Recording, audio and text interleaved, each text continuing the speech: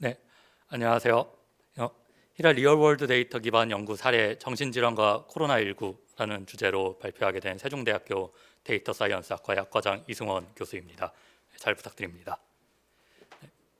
어, 그리고 아까 소개를 시켜주시면서 예방의학회 회원이 아닌 분들이 많이 연구를 해주셨다 이렇게 말씀을 해주셨는데, 그래서 제가 이번에 예방의학회에 오면서 미리 등록을 했습니다. 회원 가입을 하고 회비를 대고 등록을 했고, 올해부터 이제 활동을 허락해 주시면 좀 해볼까 합니다. 그래서 신입 회원으로서 잘 부탁드리겠습니다. 네, 저희 코로나19하고 멘탈 일네스 연구에 대해서 설명을 드리겠습니다. 앞에서도 설명을 해주셨지만 코로나19의 연구를 위해서 심사평가원에서는 히라 코비드 넷을 오픈해서 올 봄부터 빠르게 우리나라에서는 아마 가장 먼저 자료 공개를 하고 국제 협력을 시작을 하셨습니다. 그래서 이 데이터셋에는 지난 3년간의 청구 자료하고 코로나 검사자들의 올해 5월 15일까지의 코로나 관련 청구 자료가 존재합니다. 아까 5년으로 말씀하셨는데 이 5년인 데이터셋도 있고 3년인 데이터셋도 있습니다. 5월 15일 업데이트되면서 환자 수가 더 많아서 5년에서 3년으로 줄어든 걸로 알고 있습니다. 그래서 이렇게 지난 3년간의 청구 자료하고 5월 15일까지의 코로나 관련 청구 자료, 검사, 확진, 임상 결과 등등이 존재해서 이를 이용한 연구가 가능했습니다.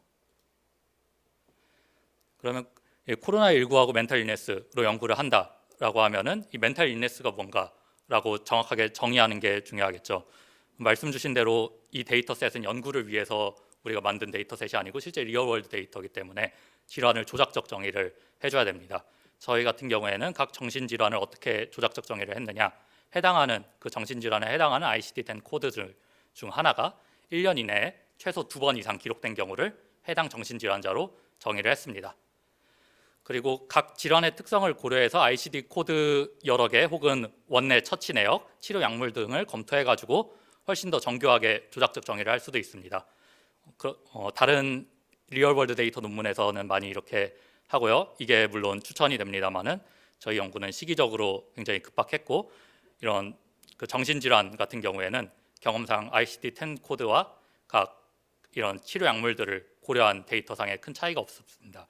큰 차이가 있어서 꼭 해줘야 되는 질환 같은 경우에는 임상 선생님들이면 다 아시겠지만 상세불명의 호흡기 질환, 상세불명의 복통 이런 ICD 코드면은 당연히 치료 약물 등을 같이 검토해서 해주셔야 되겠고요.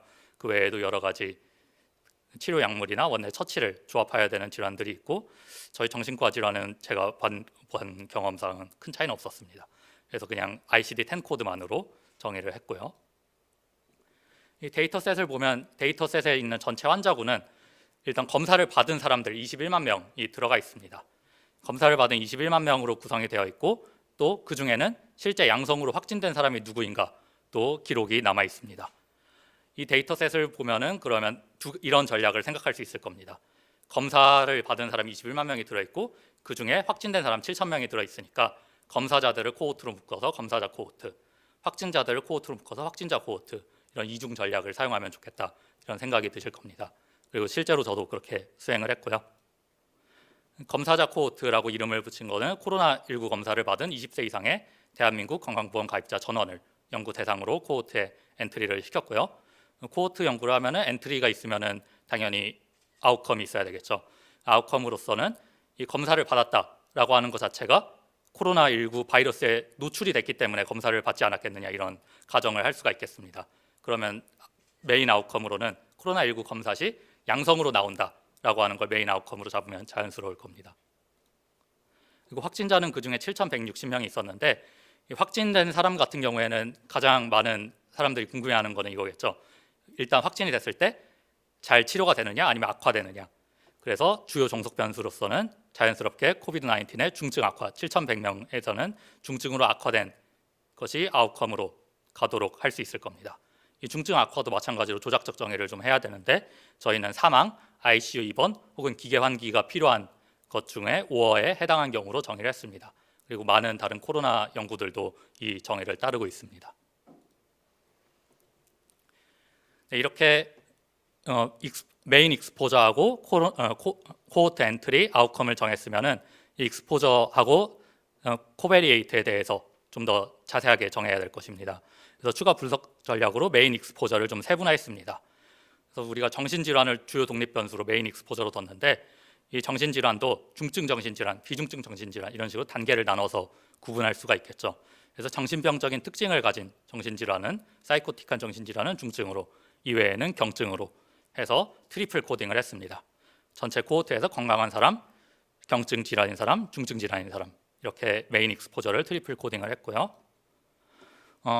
두 코호트 내에서는 이 확진자 코호트 그리고 전체 코호트 두 코호트 내에서는 나이, 성별, 거주지, 과거력, 찰슨 코모비티 인덱스 등 메인 익스포저가 아닌 코베리에이트들이 있는데 이들에 대해서는 성향 점수 매칭을 수행해서 SMD 값을 익스포저군하고 익스포저가 아닌 군 간의 SMD 값을 최소화했습니다.